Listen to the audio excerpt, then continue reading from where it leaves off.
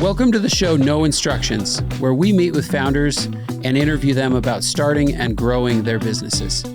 I'm your host, Chad Ingram, 3-time founder and CEO at Distro. Distro is a platform to help businesses build teams by breaking down borders around the world. Let's go ahead and get started with today's guest and see how they built their business. So welcome to the show No Instructions. Today, I've got Dan Caffee with us from Voze. Welcome.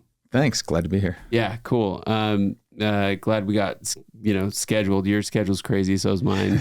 Yeah. And you've been busy lately. The stars have aligned. Company, right? Yeah. For sure. So I want to jump into a little bit about your background and stuff too. But before we do that, tell us super short Twitter style. We'll come back to it, but tell us what Voze is. You're the CEO of Voze today. Yeah. So Voze is a B2B SaaS tool for field sales teams. So we help optimize the productivity of these field sales teams, and we work with the biggest companies in the world. So the largest sector of the global economy is industry, and they're companies that are mostly ignored by tech. Right. Big truck manufacturers, heavy equipment, manufacturing, distribution, big, profitable global companies. That's who we work with. They're the awesomest customers ever. And we just help optimize their sales process and sales teams. That's great. Cool. And it's a cool story. So we're going to come back to it and kind of hear how you went from starting a company, maybe trying retirement a little bit, and then that doesn't usually work, and then getting back to Voze. So we're connected on social media as well. You play piano, right? Yeah. That's pretty awesome. I really enjoy it. We also had Christy Muir. I don't know if you know Christy. I love Christy. Yeah, she's one of my favorites. She's a great pianist as well. She's a real pianist. She's much better than I am. Yeah. She's an actual Does she sing? She sings a little, right? She sings okay, yeah. Yeah. Yeah. We need to make a big VC band. She had one actually with Sid Kennington, and they did one. But we should put together an all-star band. For sure we should. That's awesome. My family's incredibly musically inclined, and I'm the least I don't know. What do you play? Do you play anything? I played a little bit of everything. I played guitar and piano, saxophone at one point, trumpet for a little bit. But I could pick it up and maybe play a little bit, but not like I used to. That's about how I am. I'm not great at any of them, but I like. If you saw how many instruments I had, you'd think I was Mozart. No. Were you always playing? Or I played when I was a kid. Okay. I've always loved music. I didn't really start doing any in high school and college. I played in bands, but during COVID, Ben Platt started just setting up his phone and just recording him playing and singing. And I was like, I can do that. Yeah. And so I started just doing a few, and it was really fun. And it gave me kind of an excuse to do it. What did you post the other day? What song was it? It was a really cool song. I did Chris Isaac's song, Wicked Game. Yeah. And actually, that's how I met Christy, was actually from playing. I knew her brother, and I was playing, and she saw it, and we got to be friends. So that's you see, it works for networking even. Yeah, for sure it does. There's real value. I'll tell you kind of like a super tandem. Last night, I posted it on Instagram stories last night, but literally, I'm with my son. Him and I both ride dirt bikes. He's like 5 years old, and we just finished out in the West Desert, and it was getting dark, and so there wasn't a lot of options to feed him. So we're like, all right, let's go to McDonald's really quick. And I had a trailer, so I had to go inside. So I couldn't go through the drive-thru. So we go inside, and literally there are two dudes that have a full DJ setup in McDonald's. I kid you not, full speakers, you could barely talk. It was so loud, and DJing a dance party in McDonald's. And I was like, this is amazing. This is my future. Right. Now I know. What is going on here? The McDonald's people have no idea what's going on. These guys literally play for 30 minutes, and it was great. And I'm like, what are you guys doing here? And they go, we just go to random places to play, and we put it on Instagram. And I'm like, you guys are my spirit animals. Spreading joy through music. I love that, man. It was so awesome. The best part of McDonald's. Yeah, totally. It was my best visit I've ever had at McDonald's. These guys were rocking out. They were mixing live. It was amazing. So it worked. It worked. And I followed them. So turns out they have a couple viral videos on TikTok that they did the same thing in Home Depot, and it was amazing. That's cool. You have to send me the link. Yeah, definitely. I'll forward it to you. So, okay, where'd you grow up? I grew up in the DC area in Maryland, and grew up there and then lived there my entire growing up. I mean, when I was very, very little, we bounced around a bit. So I was born in Provo and we moved to DC when I was like 7 days old. Lived in a few other places, but mostly just there. Did your parents work for the government or something? What were they there for? My parents both grew up there in Maryland. Okay. And so they just kind of went back to where they came from. Yeah. And honestly, it's such a great place to grow up. You have some of the best museums in the world and they're all free and they're right there. Sure. And you have the government, which if you're into that kind of stuff, I worked in the Senate. I did, I took full advantage. I got to meet President Reagan one time when I was like 8, go take pictures. So yeah, there's a lot of cool experiences. It's a neat place. How far did you live away from DC? I mean, when I was little, we were 5 minutes. Wow. Yeah. So you were like literally right there. Yeah, right there. Bethesda. It's right on the border of the district. Do you like history? I do. So you're super into that kind of stuff. Especially because in the East Coast, there's a lot more of the historical stuff, right? You come to Utah, the oldest building around is, maybe 100 years old or two, but there's a few of them. And there's a few. Most of them aren't there. So in DC, I mean, you have the Civil War stuff. You've got Native American stuff that goes way, way, way back, and all up and down the East Coast. So you grew up kind of in the history. It's neat. That's really cool. And then you go to Europe and you're like, this building is 2,000 years old. Then you're like, that's actually old. That's actually old. So describe your family. I have a younger brother and a younger sister. And then my parents, it was a great family, just very supportive. My dad was an entrepreneur. He just sold his company 2022, I think it was. And so just recently. Yeah, pretty recently. Wow.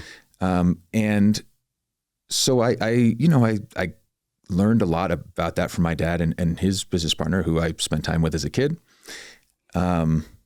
And it was really fun. So I did have some role models there. Yeah.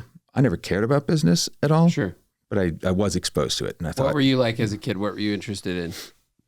I always loved music and I really liked politics actually. Oh, really? Up to until I got involved in it. And then I liked it much less, I think. But from afar, it was really neat. I just, fascinated me. And it always seems a little bit more real when you live there and right. It's not just something on TV. The Capitol is down the street. Right. We'd go there on class field trips or, go to the White House and you go to an event and like senators and congressmen are there.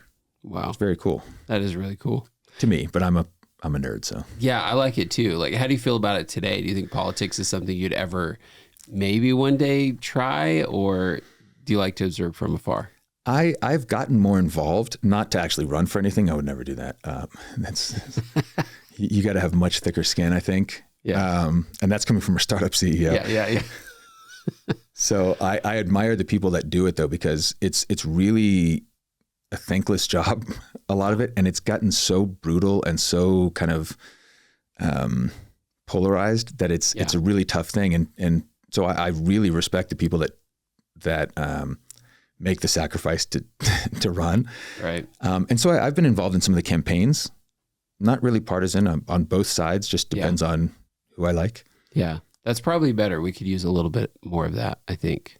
I think so. I like moderation and I like, not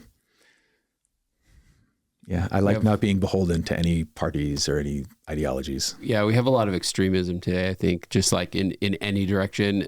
Somebody posted after the last presidential debate, somebody posted like a video might have been on Instagram or TikTok, but like a video of like a few clips from that debate and then some clips from a debate in like the 60s or something. Yeah. And they're both like, in the 60s, they're both complimenting each other and just talking about where they actually align on things and where they slightly differ. It's just so interesting how different it's become today. Yeah, when I worked in the Senate in the mid-90s, so I finished high school basically early and I was working in the Senate. And look, there was division. There was obviously some political division, but you had, speaking of music, I mean, you had a Senate band that these guys would play together who on different sides of the aisle. I worked for Ted Kennedy and I worked for Bob Dole. Oh, that's cool. And when I worked for Ted Kennedy, he was good friends with Orrin Hatch, who was the Republican senator from Utah. And they'd been in for a long time. And you'd see them out on the Senate floor yapping at each other and whatever. But in real life, behind closed doors, they were genuinely really friends. And I don't know that there's as much of that now. I think some of these people genuinely are at each other's throats, even in real life. And that's kind of a sad thing to see, because it was very neat to see that these guys actually were like genuine friends across the aisle, even acknowledging their political differences. They were able to put that aside and respect each other and have a real relationship. So yeah, it's an interesting perspective. Like, what do you think like contributes to that extremism that we've sort of cultivated the last 20 or 30 years? Twitter. I mean, I think there's a disconnect. It's so easy to say horrible things and to feel horrible things when you're not in front of people. So there's less of that human interaction. I also think it's interesting where I think a lot of it just seems like they seem like characters on a TV show. Right. A lot of this political stuff. Right. Whereas when you grow up in DC, it's much more real. Yeah. And when someone is real, it's much harder to say horrible things about them. You're totally right. It's like this idea of keyboard warrioring, right? You bet. Like it just, and then the thing is that when you have that opinion, like you're more inclined to have an extreme opinion when you don't have to answer for it face to face, is what I'm hearing you say. That's it. And then when you once have that opinion, you kind of have to double down just because of pride, right? And then if somebody confronts you about that opinion, you feel like you have to defend yourself because you don't want to look stupid, right? It's this really weird cycle that, in reality, like, you know, even in differing religions, you know, there's a lot more common ground than there is differences, I think. Yeah. And my approach generally is looking for common ground, try and build relationships whenever you can. You're always going to have disagreements with people, even people that are really close to you, even with your friends. But I think if you let the disagreements define you rather than looking for ways to find common ground, it's kind of toxic. Yeah. So I'll probably talk more about that in this, but I think there's just, there's so many ways that we can find friends, build good relationships, that why look for ways to get into a fight with somebody? It's true. Over something that honestly probably doesn't matter. Yeah. And frankly, it's more work. Have you ever seen the show Hamilton, like the actual show? Yeah. Right. Like, what is Aaron Burr always saying to Hamilton? Shut your mouth, right? Yeah. Like, you don't need to have such an extreme opinion. Talk less. Yeah. Talk less. Exactly. Yeah. Well, I feel this. Yeah. Bro, you don't need to share everything you feel. Yeah. Yeah. Exactly. Right? I think this guy sucks. Okay. Keep it to yourself. Nobody else cares. Stop trying to start a fight. Yeah, it's true, right? And, you know, Alexander Hamilton has his argument as well, but it's a really, like, there's a lot of, like, really interesting things that translate to our own situation right now, right? I used to do it more, and there was a period during COVID when I had a lot more free time. Yeah. And my wife would make fun of me, but I'd go and put something on Facebook, not really inflammatory, just that I knew was going to get people going. And then I'd just log off of Facebook. I don't use it that often. Yeah. And then some friend would text me and say, "Oh my gosh, have you started a war on Facebook?" I'm like, "Oh, I haven't even looked." And I'll log on and there's 600 comments. And my friends are all going at each other. And I've toned that down a lot. Because I as much as it was kind of fun, I felt like it was sort of counterproductive. Yeah. And got less fun. Also, I got too busy to screw around with that stuff. So right, it comes in cycles, right? Every like election, every 4 years, you know. I'm way out of it this year. Yeah. I got too much other stuff going on. Yeah, you're definitely busy now. So, all right, you mentioned that your dad, you know, maybe influenced you a little bit. Like, in what ways? What did you see your dad's life like? I think some of the things, you know, like I said, I was never really into business. I never aspired to do it. The things that I really learned and took away was the way that he would treat employees was, you know, I think he and his business partner, they genuinely cared about the people that worked for them, and sometimes to a fault. Maybe overly forgiving, like, oh my gosh, again, you're going to bail this guy out of jail again? And like, yeah, but he's been really good to us. But it did have a huge impact on sort of the way that I view business. I think you're making a contract, and when someone's agreeing to come and work for you, they're putting a lot of faith in you. Yeah. You know, in America, their insurance, their healthcare is literally tied to that employment. That's a lot of pressure as a founder, but also, there's a responsibility there, which is they're putting a lot of trust and faith in you, and that should earn some respect, and you got to return that favor. And so I learned that a lot from them, which was how to treat people right. Yeah, that's good. Do you think when you were younger, did you feel like did you think much about what you were going to do when you were older? Yeah, I think like most kids. I mean, I had ideas. Mine were probably different than some kids. I thought I'd love to be a senator, or to get into, or maybe a lawyer or a rock star. So it was pretty diverse. Yeah. But being a startup CEO was not on the list at any point. I mean, that wasn't really a thing when I was a kid as much, but the .com sort of explosion happened right around when I was finishing high school and coming, so maybe in the late 90s. Aware enough. Yeah, so that where it was starting to kind of see it. And I knew I loved technology. And I have journals where, you know, I was a nerdy hacker kid, and I was on the BBSs and the bulletin board systems way before the internet was even. Did you learn to program? Yeah. You're a programmer by trade, right? Not really. I was never very good at it, but I did it because I wanted to understand how it worked. Sure. And so, you know, you'd hack different accounts from like the University of Maryland. There wasn't really commercial internet just available for people yet. Okay. So you'd have these slip accounts and PPP accounts where you could go in, and that was the kind of stuff. And we just loved that stuff. So I knew that I probably would end up doing something with technology. Yeah. By the time I was, you know, a late teenager. Right. I was like, okay, this is going to be freaking awesome. And if I could do this for a job, and it was starting to look like that might be a possibility. Right. I kind of knew, like, dude, you're not going to be a senator. You can't even get your homework done. But we could do this. Where did you end up going after high school? I came out to BYU. Okay.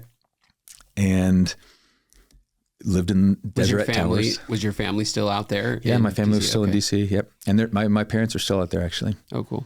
I came out to BYU, and, you know, I had an interesting experience there.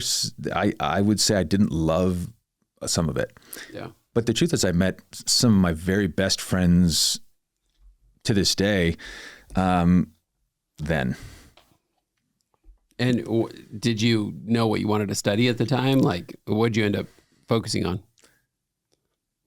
I eventually settled on international law and diplomacy. Okay. But I wanted to maybe do a music minor.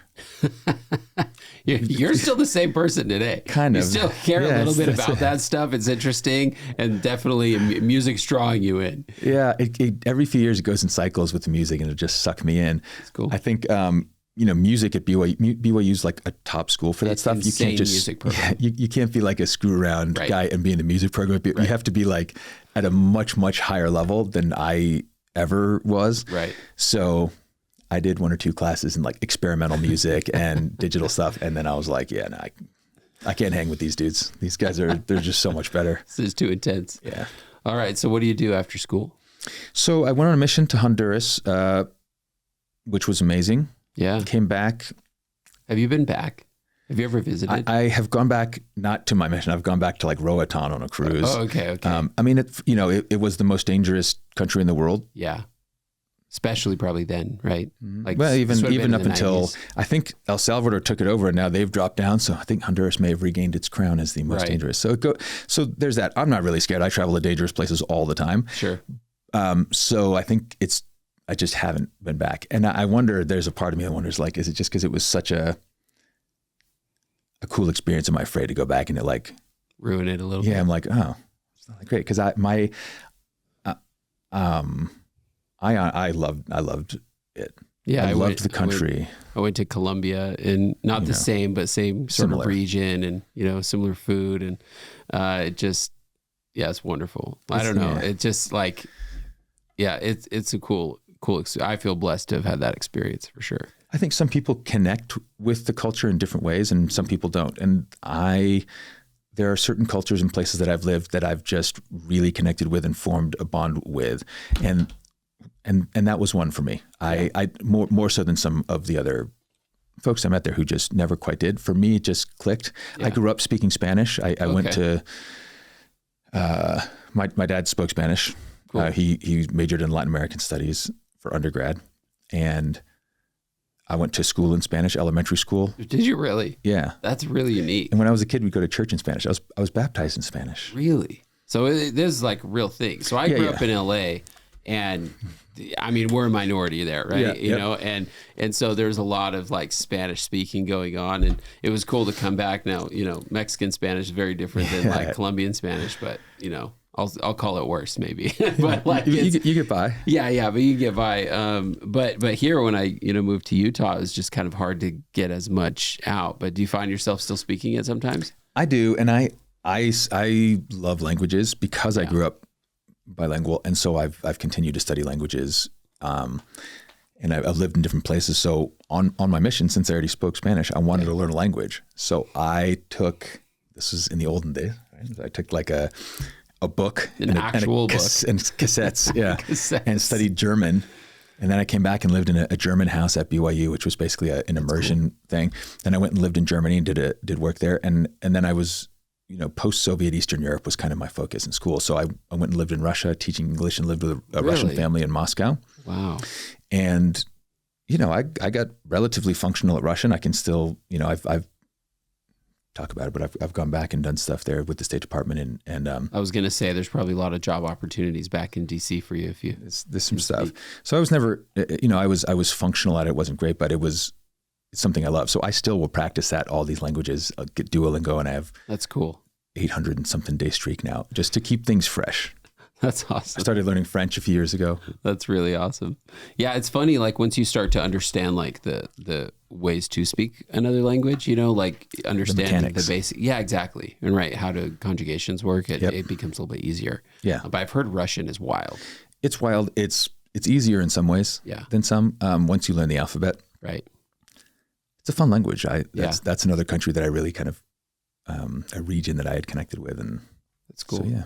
Yeah, that's cool. So, all right. So you do a lot of different things in a lot of different countries. I'm assuming you're unmarried at that point, right? Yep. So at what point do you meet your wife? So we had started our first business. I had done a few different businesses, and my longtime business partner, Sean Ritchie, and we had started a business, and it was going well, considering we didn't know what we were doing at all. And what was the name of this one? Driver Careers was the first one. And it was a digital recruitment platform for the trucking industry. So there was a massive turnover and demand in the industry, and we had some ins. And so we started building this business. On a personal note, though, I was getting kind of burned out with this. Socially, I was not loving the scene in Utah. Yeah. There was that quote, if you're over 21 and not married or something, you're a burden to society, this kind of thing. And I was like, come on, dude. I mean, like, I'm employing tons of people. I'm not a burden. Anyway, and one of my best friends lived in Santa Monica. Okay. And I went out there a few times to kind of go hang out. And then one year I went out, it was Thanksgiving, and he said, come out. So I leave Utah, and it was 7 degrees when I left Utah, and I landed at LAX, and it was 70 degrees and sunny. And I was like, bro, this is happening. And I finally said, especially Santa Monica. Oh my gosh. My dad's from Santa Monica, and I grew up in LA, and it's just, the weather's great.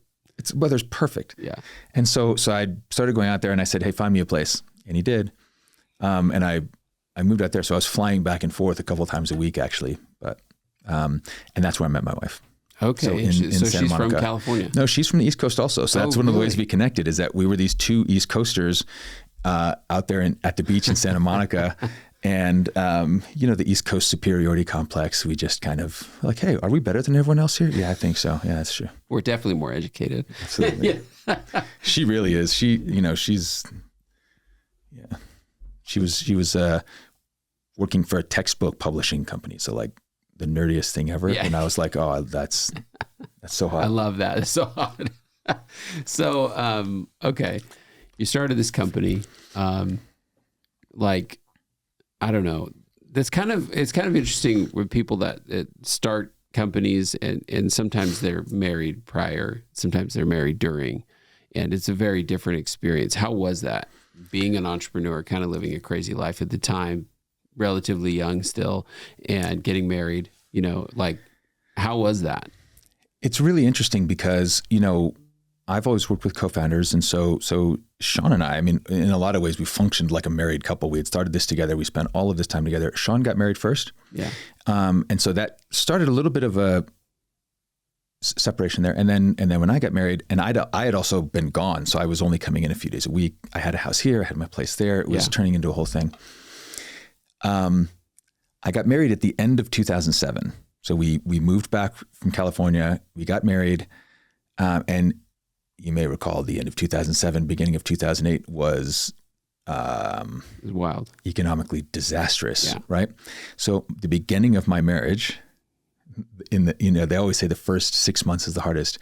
Well, the first 6 months when you're a CEO of a company and the entire economy starts to implode.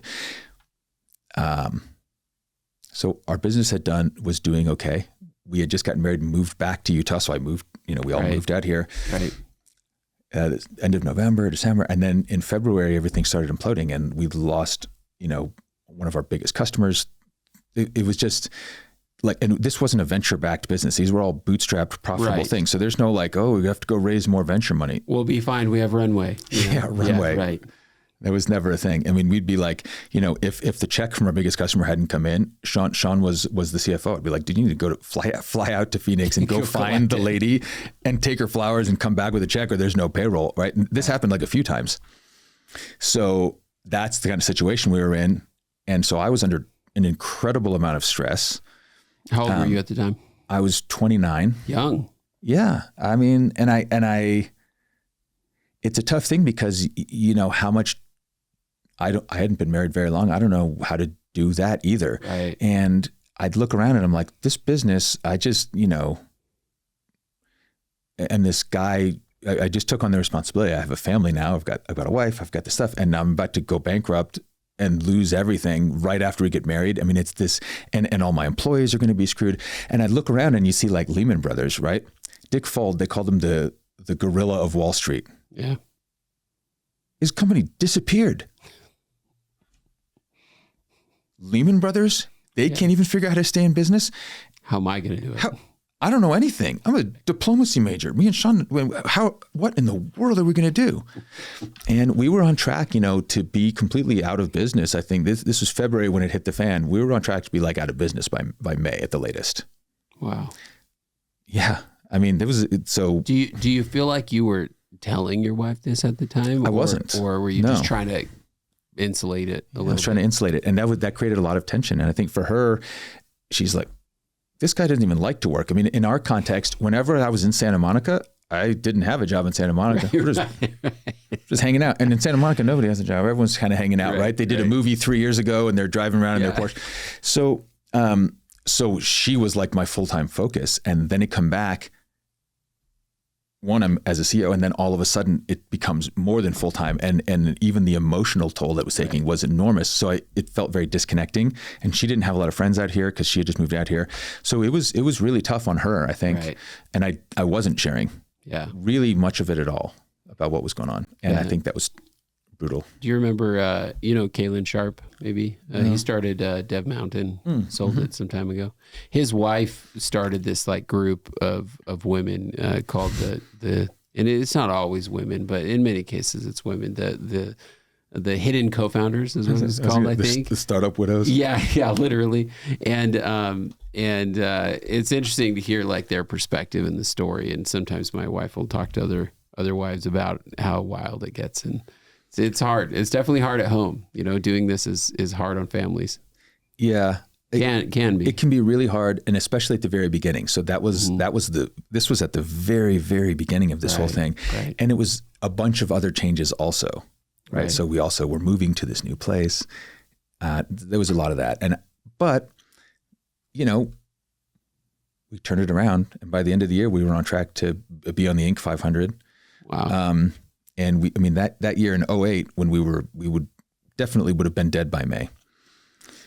it kind of awoke something in us where there's stuff that we knew that we needed to do that we hadn't had to do it. We were still breaking even. We don't have to do anything. Right. And then we didn't have a choice. So we had to do it, and we instituted those things. And I mean, that year we did triple the highest revenue year we'd ever done before. Wow. In the worst year economically ever. And the next year we tripled it again. So it was one of those kind of, it's, you know, I think in entrepreneurship, you see this, and in life, a lot of times, very often the worst things that happen end up getting turned into, if you take the right approach, to some of the very best things. Yeah. In hindsight. And Steve Jobs talked about, you know, the dots only connect looking backwards. They hardly ever connect looking forwards. And you look back, you're like, oh, it all worked out. Like, yeah, but at the time, it was super shitty. It did not feel like that at all. Like, holy really crap, dude, this is awful. So it's hard too, because you get into that mentality for a minute and you just kind of like, you just need to work through it, you know, but you know, like the next day's gonna be great. We're gonna have something to celebrate tomorrow, you know? And it's funny talking to bootstrap founders and VC backed founders, which you've done both, yep. You know? And I have too. And it's like, they're both hard. Yeah. Like they're both really hard. There's just different, you know, like, I don't know, different variables, but nonetheless, they're variables and they change every freaking day, you know? We had a partner early on who was trying to convince us to take some money for our bootstrap company. And he shared an anecdote, and he's this sort of approach. And he said, you know, I'm so proud of what I did with my first companies that were all bootstrapped and profitable, learned some amazing lessons, wouldn't trade that for the world. Obviously I would never do it again because it sucks and it takes forever. And Sean and I were like, this guy doesn't get it. You know, but then as we started getting more into the venture world, we realized there are some real advantages there too. There's disadvantages, but for sure, there's a reason why it's such a popular model. There's some real advantages to it. It's got its own stresses also, definitely. But you know, there's good and bad to everything. For sure. And there's no one way to do it. I think like we've had this conversation several times on this podcast with lots of founders of whether to raise or not to raise. And it's really about like, what do you want, you know? And there's also not one way to do anything. So, you know, you can bootstrap and then raise, right? Yeah. Or raise and be efficient for a while, then do some large rounds like, you know, MX here in Utah, right? They went a long time and then raised a very, very massive round a while back. You know, there's just, and it's weird because, you know, you're reporting a Series A so large, right? But it's just because they waited a while, yep. Right? But their valuation is still high. So it doesn't have, I think early, like first time founders often, they look at this like very clear path of what it should look like. And if it doesn't look exactly like that, then it's wrong. And it's not true. Yeah. You know what I mean? I think that's part of it. I say, you know, there's some downsides to being old as dirt, but one of the upsides of it is you have a lot of experience. I've seen so many different ways to do things. Right. And your confidence level changes, which is, right. That's not how it's normally done. So I don't care. Yeah. This is how I'm going to do it. I could there are, like you said, there are lots of ways to do it. And the more you realize that and the sooner you realize that, the better off you'll be, which is, I don't care how they did it. What do you think would be a good way to do it? Don't assume that it's wrong. Right. Try it. What's the worst that happens? You're exactly right. Exactly right. Yeah. Like we don't need to be so prescriptive about it. And I think I struggled with that, you know, running my last company and raising capital and stuff. It's like, oh, it has to look like this. And I have to recruit these people and they have to be exactly like this. And it's just like, you know, I'll do it my way. Yeah, exactly. And how about maybe just take that energy and focus on building a good product, you know? Yeah. So, anyway, okay. So we have to talk about team. So how do you go from this company with the same, you know, leadership or similar, I guess, co-founder, like how do you get to team? So, you know, we'd been on the Inc. 500 now a couple of times and the company had grown a lot. And it had changed, you know, my job changed from getting down in the trenches and I was working with the engineers. And you were CEO, right? I was CEO, yeah. Okay. Yeah. And Sean was my partner. We're full partners in all these companies. And he was CFO because he had taken an accounting class and I hadn't. I mean, it was, that's, yeah, you have an international studies major and a communications major. Like there's no grown-ups in the room, right? So, And so as this company had really grown and was doing really well, you know, I kind of had started to get sort of bored. It was just a lot of meetings about meetings, which happens, right? And one of my engineers, Zach Holmquist, had been playing around this new thing had come out, this iPad that had just come out in 2010, and he was screwing around with some of our other guys, and they were making different stuff. And one of the first things he made, we had this like sort of 20% time to just work on stuff that Google had done. Sure. And one of the first things he made was this thing called Event Board, where it was a way to kind of schedule a room. And we'd seen similar things like this at other companies that were terrible, and we've been to so many companies that didn't have anything. So I'm going as a CEO to a company, and they're walking around knocking on doors trying to find a meeting room. Right. What in the world? And maybe there's a sticky note on it. So Zach had seen this and created this really cool thing, just kind of screwing around. Fast forward a little bit, Zach was also very bored. He's a creative sort of genius. Yeah. And he came to me one day and was like, "Hey, I'm going to quit. Basically, I need to make more money. Can I have a raise?" And I'm like, "No, you don't work on any of the stuff you're ever supposed to work on ever. So no, you can't have a raise." And he's like, "Well, then I have to leave." I'm like, "No, you can't leave.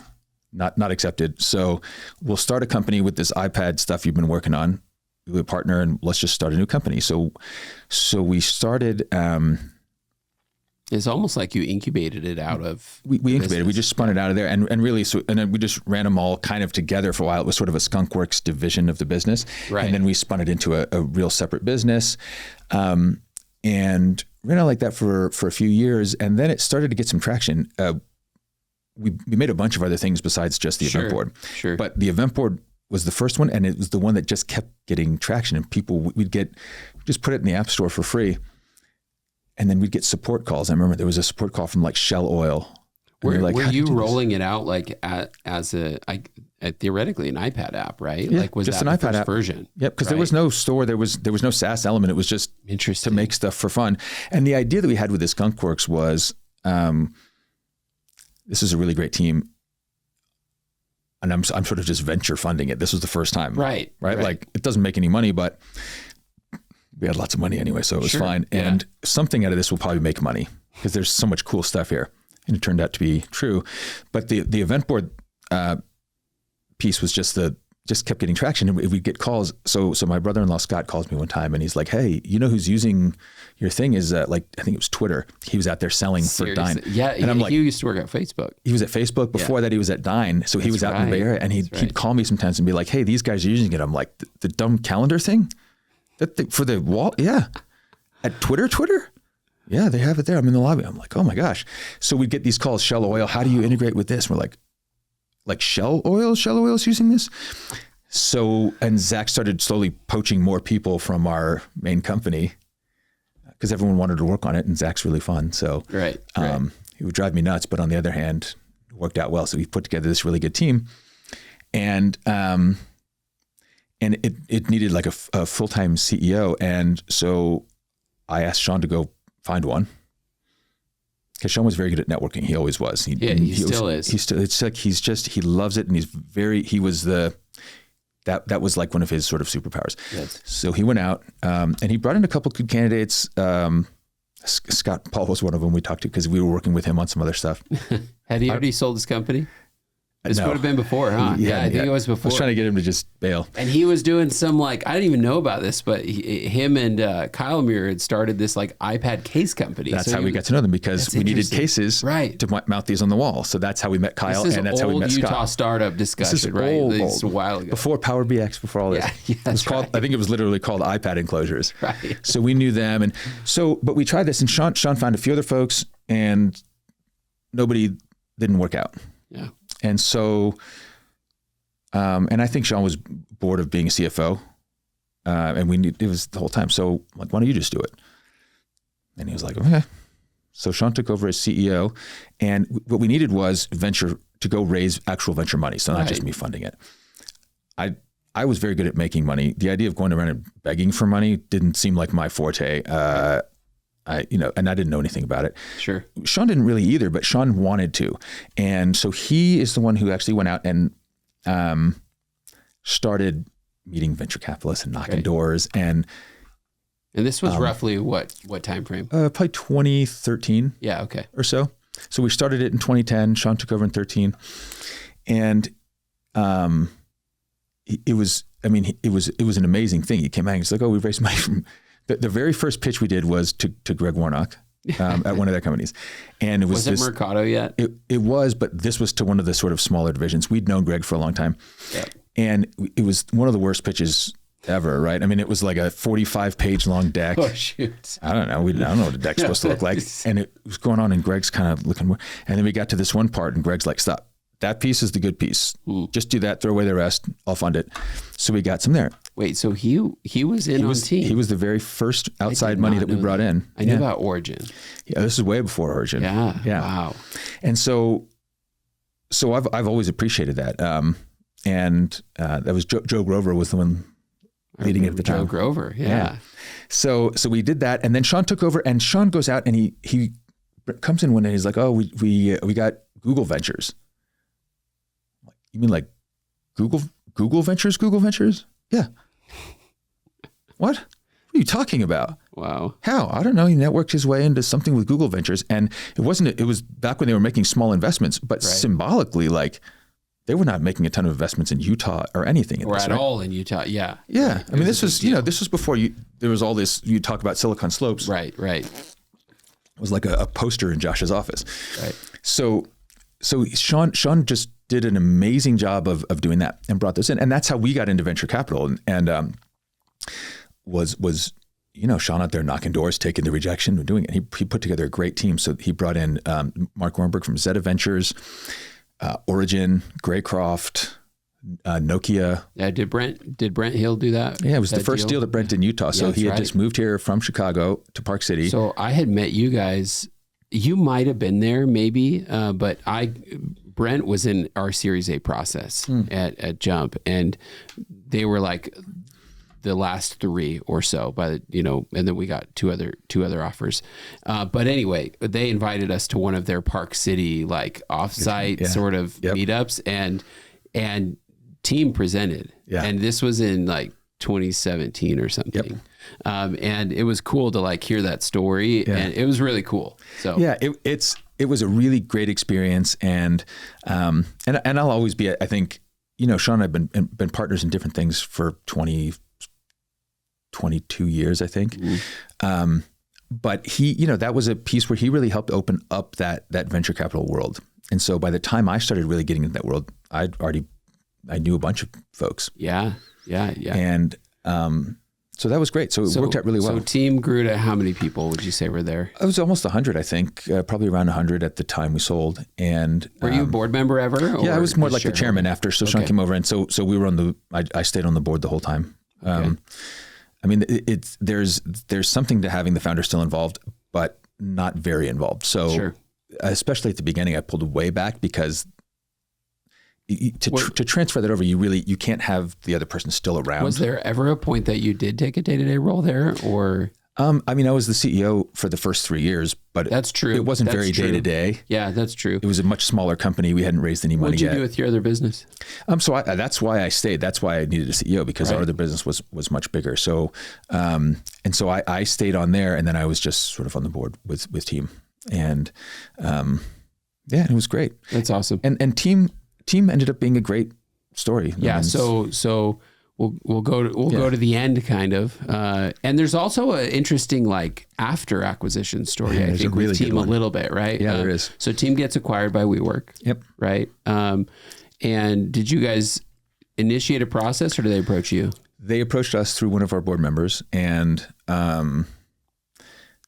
basically the approach was, we want to buy the company. And I think it was, they wanted to justify these sort of crazy valuations as a tech company, even though they were a real estate company. That's interesting. And so they were like, that's a tech company. What if we acquired that? People would think we're a tech company. And they disclosed the acquisition amount, right? Wasn't it 100 or something? Well, so the offer was a lot more. They wanted to do all stock. They were valuing it at like $48 billion. And I, for one, was like, no. Too risky. Some of the other board was like, I know. It was the fastest growing startup in history. Right, People why really not, wanted right? it. But maybe 2 bites at the apple. Right. And Sean and I discussed it, and I very much did not want to do that. I wanted cash.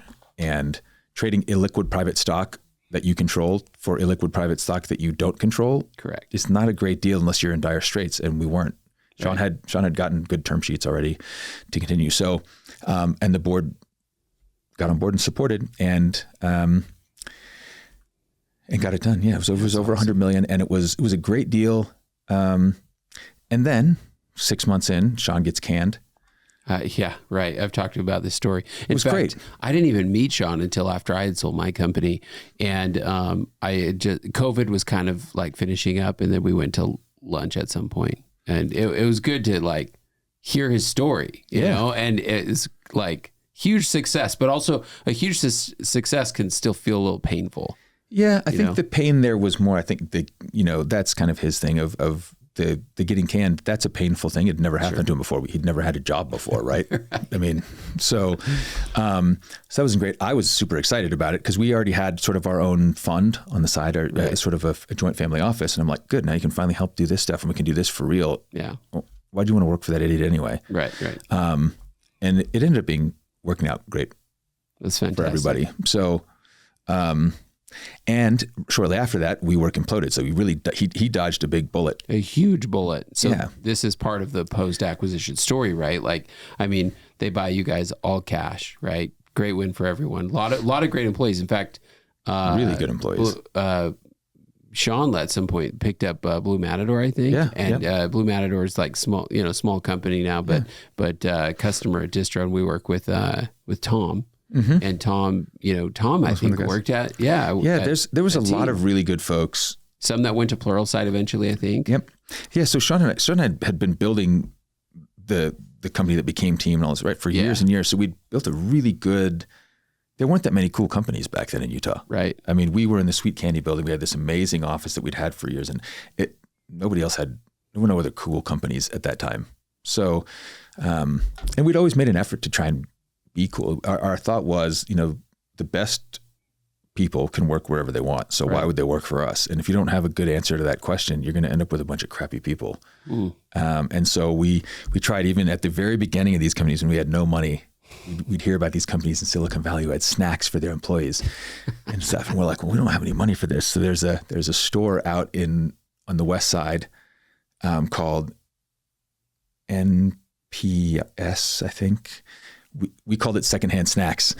It's like all the stuff that fell off the truck, and it was really cheap. So we'd go get some like slightly used beef jerky and load up there, barely expired Diet Cokes, just so we could say, that was this like crunchy beef jerky. It was awful. And I hadn't been back there for years, and I went back a few weeks ago with my daughter. But that's the kind of stuff we would do. So yeah, we had assembled a really good team. Anybody who was really good wanted to work for us, and I think that makes a big difference. But anyway, so after we sold, the WeWork starts to implode, and we decided we would try and maybe buy it back. They needed to spin it off. And so we came close. We had a deal kind of in principle. That's right. I forgot about that.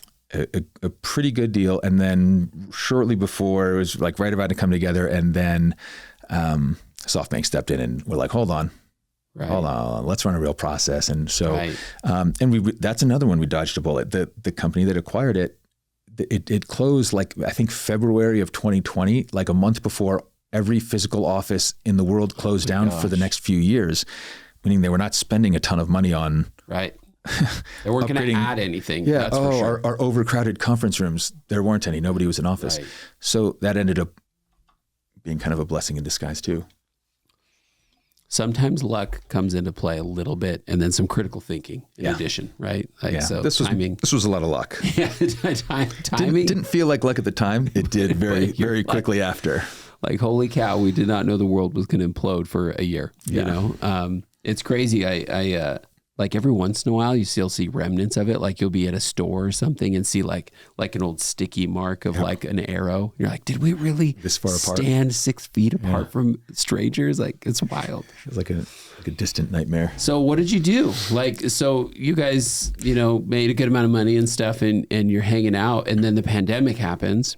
So what did you what was life for you? I mean, we had money before that from our other business. So we were doing well. It was great. And so we had time, and I had then stepped away from operating our other company, and the management team had taken that over. And so I was mostly retired from operating. I'd been a CEO for 15 years already. And I was in my 30s, 30s going on like 60. Yeah. I mean, honestly, you just get so overwhelmed. And when my youngest daughter was born, I'm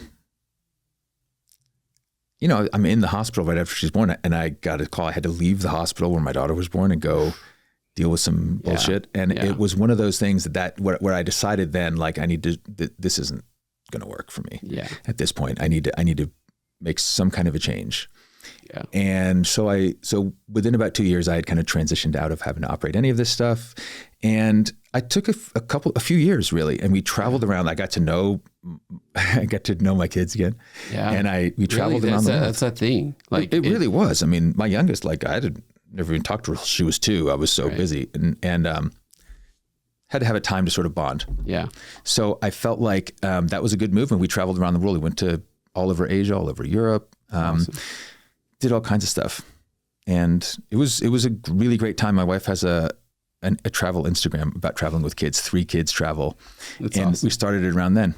And so it was, and I took up film photography. I had a camera that I had decorated. It's an old Russian camera that I had for decoration.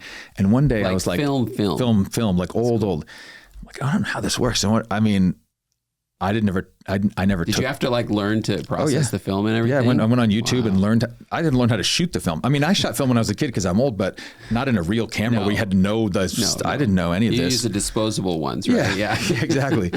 So I had learned that. I thought that's what old retired people do, is shoot film photography. But I got really into it, and I started doing a lot of that. Yeah. And I made a whole Instagram of this, of just of film photography. Now, how old are your kids today? 15, 13, and 10, 3 girls. That's awesome. So that was really fun. And I enjoyed it, I think. But then COVID happened. Mm-hmm. You couldn't really travel anymore. Right. For a while as much. And I joke about it. Sitting on your ass at home was cool until COVID, and then everyone was doing it. Wasn't cool anymore. It's kind of what happened to me. So like I'd sold the company months before COVID, and I was like, not really working. I was, helping a few friends with their companies and consulting a little bit. And then the pandemic happened. I was like, I guess we're home, and it just, it was weird. Like in a weird way, I was like, COVID was good because I got to make up a bunch of time that I had, and I was forced to make up a bunch of time because it didn't, like, starting a business at that particular moment didn't make a lot of sense to me. Yeah. So it's kind of wild. It was a forced break kind of. What it did for me was it gave me a bit more perspective, and it made me start getting antsy. The things that I'd been doing to occupy my time got shifted. So I started doing more music. That was fun. I also started realizing, we were making a lot of investments and doing investing, and it wasn't gratifying enough. So even if you have a big win, you're like, I didn't do anything. I would talk about that, right? Like why did you not get enough out of investing over, building a business? I think if you're a real VC and you're there scouting and doing diligence and all this, and then you're kind of, at least you've done something to at least pick the deal. Right. A lot of what we were doing was, we'd follow on or take an LP position in somebody else. So like we didn't even find the guys to invest in. I mean, we literally, it's different. Did nothing. And so it can be financially rewarding, but it wasn't as emotionally rewarding. And I liked being retired. I really enjoyed it. I just started getting really antsy and bored. And so we started looking at, different opportunities, and the rest kind of became history. So let's talk about Voze here for a second. So Voze is a little bit different where you actually acquired a company that got started, right? And maybe underfunded, under leadership, I don't know. But how did you arrive at like this business, and then, and even the decision to like, all right, let's giddy up again. We're here. So I had seen a bunch of other folks in the Valley who'd done this, after they'd had a lot of success of acquiring something to start. So, and Josh did that with Domo. They acquire something, right? Jeremy Andrus had done this with Traeger. You acquire something there. Ryan just did it with Fullcast. Exactly. And I talked to Ryan a lot about this when I had done this Voze deal, which is, I don't need to prove anything to anyone. I've done the 0 to 1 many, many times. If you can acquire something like product market fit, it's a huge advantage. So I looked at a bunch of deals, and a good friend of mine, Nick, we looked at a bunch of things, and he had met these guys.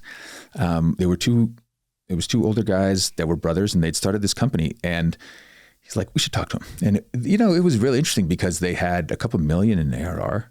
Really? No sales team. No marketing. I'm like, what? Mm-hmm. They didn't even really know what SaaS was. and yet they achieved something really interesting. The product was okay, but the product market fit was incredible. And I said, how do you grow this? They'd never raised venture capital or heard of venture capital. How do you do this? And they said, users really love this product. And when they go from one company to another, they'll demand it and then they'll call us and order it. It's like spreading viral like a TikTok dance video, but it's boring sales software. Nobody likes sales software, especially reps. They all hate it. It's a trope. How in the world, they had tapped into something there. It was industries that I liked. Like I said, my first company was in the trucking industry. My dad was in the industrial recycling industry, which is a euphemism for junkyards. So I was very comfortable in those industries, and I know that they're the biggest industries with the most amount of money. So ended up acquiring the company, the base product, and building sort of founding Voze around that base product. And a lot of product enhancements, changes really fast. Yeah, basically quick, right? rebuild. Yeah. And was a lot of like refactoring that had to be done, or were you able to take essentially a lot of the infrastructure and be able to use it? Yeah, for a while we were able to use a lot of it. And there's still some of it that's in there. They had really honed in on a few things that were very, very important. And I looked at it. We have portfolio companies that have raised $15 million and they never get to $1 million in ARR and then they die. Yeah, right. These guys had raised nothing and had gotten over $2 million in ARR at the time. It's impressive. That's impressive. Yeah. So they were doing something right. And I thought, if people are this passionate about the product and it's not even good yet, what if we made it good? What if we had sales? Were you actually like running a process and actively looking for something, or did this sort of organically come to you? Both. So I had been out talking with VCs. I had a thesis for a fund that I wanted to do. And the idea was that there's a bunch of sort of zombie companies in VC, and some of them have revenue. There's potentially hope for them, but they're not going to grow fast enough to stay on the venture treadmill. Right. And so what will end up happening is they just kind of burn out and die. And most venture firms don't want to write those off because it messes with the IRR. Yeah, right, for sure. So we'd rather just kind of keep them around. Keep it around until they have no choice and it dies. Right. So the thesis was finding companies that have some good things in them and that if I reorged and recapped it in the right way, could do something with.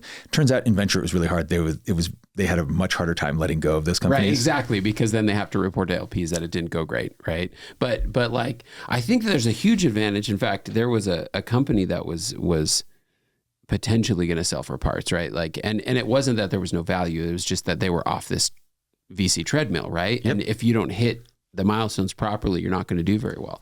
And so it's a whole other conversation.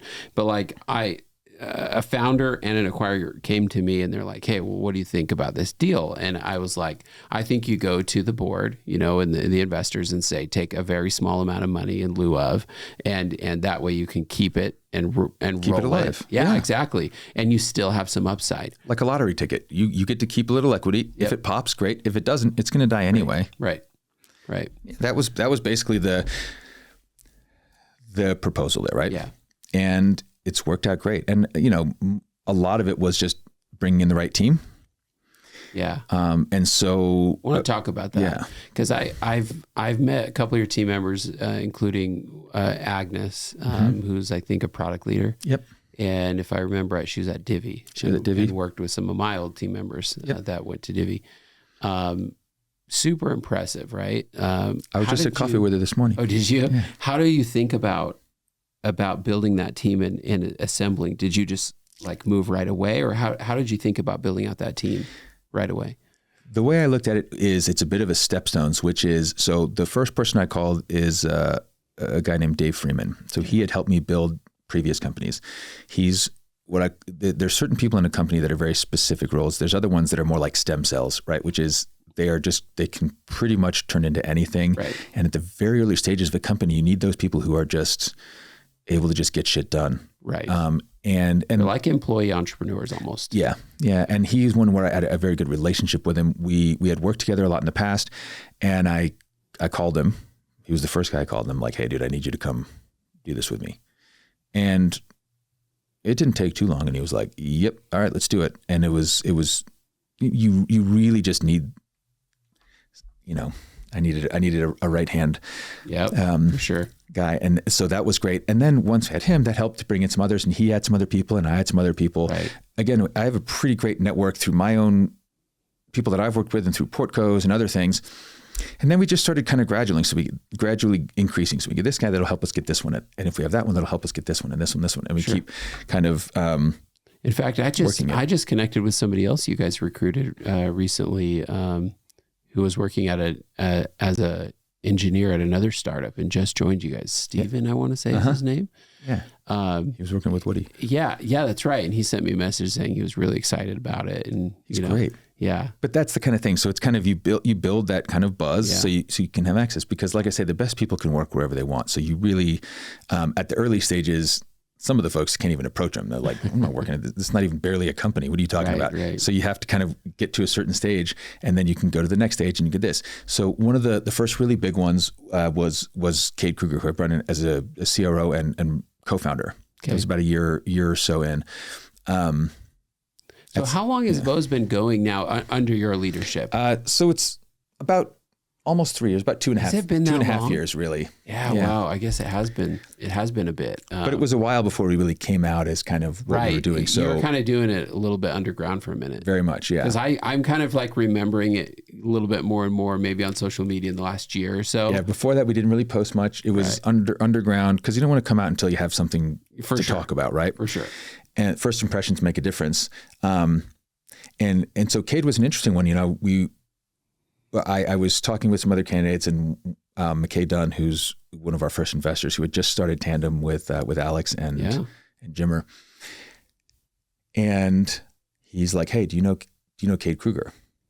Well, years and years ago, I had acquired a company called Entice Labs that Ryan Caldwell had been the CEO of before. Oh yeah, it was not a great company, but it had a really phenomenal team. I mean, including Ryan as the CEO. And so it started going out of business. They were a partner of ours. We acquired it. And at that company were tons of really great people. So Grant Gordon and Dallin Regier from Artemis there, Cade Kruger, Matt West, who's at MX, all these guys. It was a phenomenal team. So, and when we were trying to bring some of these people back in, one of the people everyone said is try and get Cade Kruger, but he'd already gone off to do this little startup that became Instructure. So when McKay asked me this, I'm like, yeah, why? Is he available? He's like, well, he's kind of hanging out in our office. He says he's taking a year off. He's bored. He insists he's taking a year off. I'm like, so he's like, you're not going to get him, but you should talk to him. I'm like, hey, McKay, tell me again what I'm not going to do. Yeah, right. Challenge me.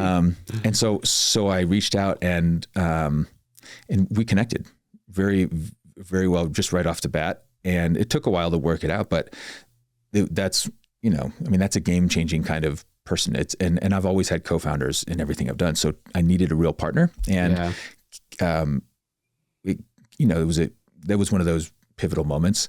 And then I've just continued building out. And once you start bringing in really, really great people, they also bring in other really great people. It actually becomes quite a bit easier. Yeah. And it starts to cascade. And then you look around now and you're like, oh my gosh, dude, the team is outrageous. Right. It feels like cheating. Yeah. All the time. Right.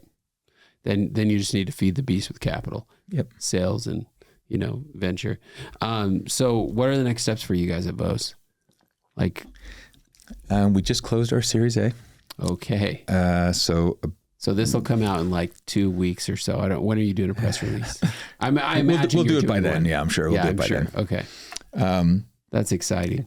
It is exciting. And congratulations. Huge deal, especially in this climate. Yeah, it's a huge deal. Very proud of it and proud of the team and the progress we've made. And now it's just a matter of, sort of pouring gasoline on that fire. So one question I'll ask, you don't have to share any detail. Well, I guess this is one detail, but this is very minor. Led by Utah VC or outside? It's led by outside, inside. Okay. Yeah. Interesting. So, okay, cool. It's exciting to see. A firm I love and have worked with before. And then I have a co-lead who I had not worked with before, but they came highly recommended. And it was a firm that we really liked and during the process. The truth is, sometimes VCs get a bad rap. I've had really good experiences. Yeah. So maybe I'm just lucky. It could go either way. I don't know that you're lucky. I just, and the thing is if you perform, you're going to have a good experience. I think that's the truth. Okay. Yeah. So, so was this would have been despite being very involved in venture for actually a really long time, is this the first time you've kind of ran and led this process? I mean, we did the seed, but yeah, this company is the first time where I've been the one leading. I've invested a bunch on the other end of the process, but the first one where I've led it. Yeah. And it's, how did you like it? It's interesting. I joked about how Sean was, I'd have Sean do all the networky stuff before. Yeah. And the idea of going to a dinner about business, kill me. It sounds like the worst thing ever. And I've really shifted around that a lot. Yeah. And especially that's probably because there wasn't really a scene. I mean, if there was a scene back when we first started, it was awful. It was all these there was a lot of sharks and triple participating nonsense and all that, just a bunch of douches, to be honest. And now there's a real scene and really good companies. And you go to, say a networking thing, some of the stuff that Tyler Jennings is doing. And there's tons of really good and smart people. The scene is amazing. I feel like my IQ goes up whenever I go to these things. So that's changed my whole perspective on it. And I think about it, what is it? Your job is you go to lunch with someone, they're usually paying, and the best case scenario, they give you millions of dollars, and worst case scenario, you just brag about yourself and your company for an hour. That's your job. Yeah.